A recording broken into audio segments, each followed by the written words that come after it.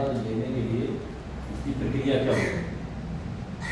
देखिए, संस्कृत की जो मान्यता है, उत्तर प्रदेश माध्यमिक संस्कृत शिक्षा परिषद, जो उत्तर प्रदेश सरकार का ही एक बोर्ड है, जी, वो आपको 6 से 8 प्रथमा, 6 से 10 पूर्व मध्यमा और 6 से 12 उत्तर मध्यमा की मान्यता दे रहा है।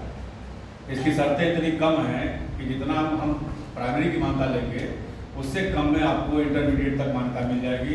साइंस और आर्ट दोनों विषय की मिल जाएगी और साइंस आर्ट लेने के बाद दोनों वर्गों के बाद आपको वाणिज्य वर्ग भी मिल जाएगा। खासियत सबसे बड़ी ये बोर्ड में पढ़ा रहे हैं, हमें इसमें पढ़ानी है एनसीईआरटी की। केवल संस्कृत और साहित्य एवं दर्शन और प्राच्य विज्ञान आदि की किताबें संस्कृत बोर्ड देगा संपूर्ण संस्कृत विश्वविद्यालय से।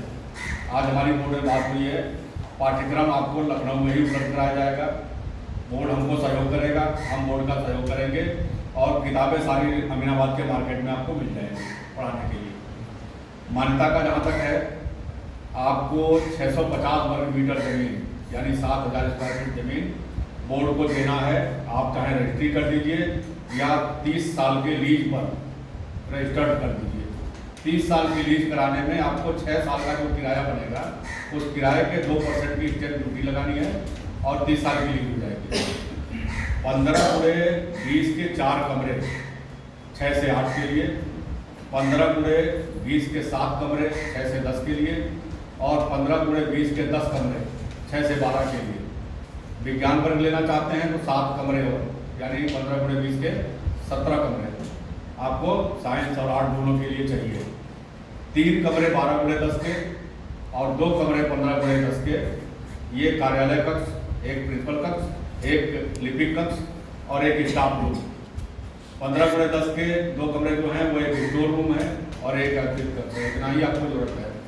अभी जो मान्यता का आवेदन होगा, आधे कमरे लिंटर्ड होंगे और आधे कमरे टीन शेड या अल्बेस्टर हो सकते हैं। बस छत की ऊंचाई 10 फीट होना चाहिए। ये आपका मानक है। आप ऑनलाइन आवेदन करेंगे, upmsp.com साइट पे जाकर के आईडी पासवर्ड बनाएंगे, आवेदन करेंगे।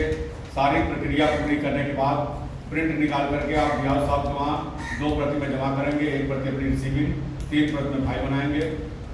बिहार साहब 30 दिन के अंदर आपका रिपोर्ट लगा देंगे और अगली बैठक में आपकी मान्यता हो जाएगी।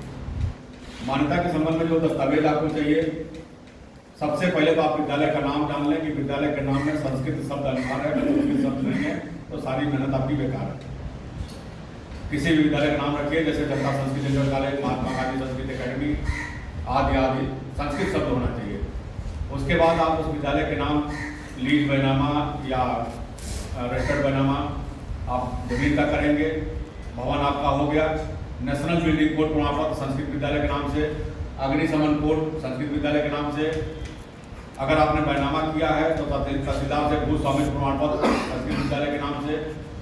उसके बाद प्राइमरी की मान्यता ले, वो जूनियर की मान्यता लेनी है जो प्रथमा है, तो 15,000 रुपये की डीडी सचिव उत्तर प्रदेश माध्यमिक संस्कृत शिक्षा परिषद के नाम से।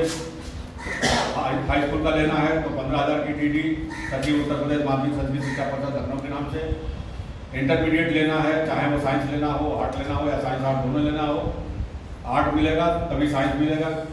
उसमें 20,000 रुपये की डीडी केवल आर्ट के लिए और 25,000 की डीडी आर्ट और साइंस दोनों के लिए आपको जमा करना है सचिव उत्तर प्रदेश माध्यमिक संस्कृत शिक्षा परिषद के नाम से। प्रावधान को सुरक्षित कोष के रूप में 10 के लिए 15,000 का सुरक्षित कोष, 10 साल के लिए एफडी होगा।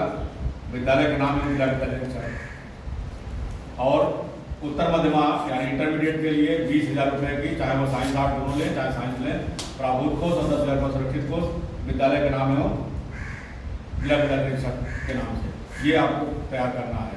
उसके बाद 3 नोटरी, एक सारे नियमों के पालन का, दूसरा अपने स्रोतों से सारे तय करने का और तीसरा जो है वो उत्तर मध्यमा के पाठ्यक्रम के अतिरिक्त और कक्षा संचालन के अतिरिक्त और कोई कक्षाएं न संचालित करने का, ये आपको एक शपथ पत्र देना है।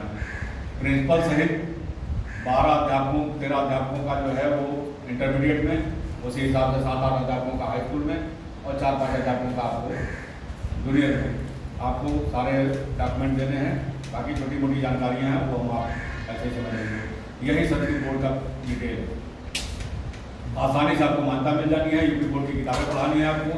आसपास संस्कृत विद्यालय है तो वहाँ सेंटर जाएगा, और आसपास अगर संस्कृत विद्यालय नहीं है तो राजकीय और सहायता प्राप्त विद्यालय में सेंटर जाएगा। 10, 11, 12 इसका बोर्ड है, लेकिन आने वाले समय में हम आपको आश्वस्त करते हैं कि इसके 11 के बोर्ड को भी हम शिथिलीकरण करा देंगे।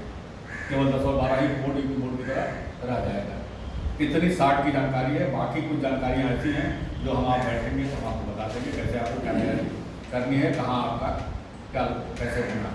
सर ये जो 10,000 रुपये और 10,000 रुपये, अगर आप 6 से 10 लेना चाहते हैं तो 15,000 रुपये और 10,000 रुपये, अगर आप 6 से 8 लेना चाहते हैं तो 15,000 रुपये। जैसे उसमें आपने दिया है तो कि जो भेजा था उसमें